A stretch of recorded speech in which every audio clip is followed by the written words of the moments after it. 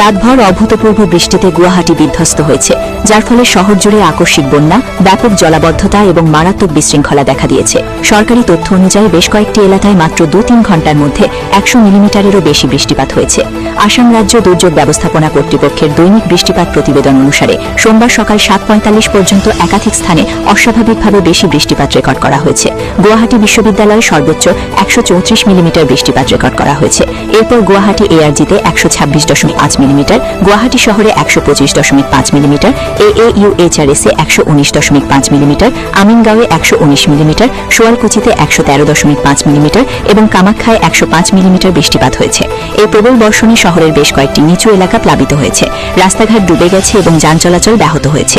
বন্যার পরিস্থিতি আরও খারাপ হওয়ায় কর্তৃপক্ষ সতর্কতামূলক ব্যবস্থা হিসেবে স্কুলও বন্ধ করে দিয়েছে।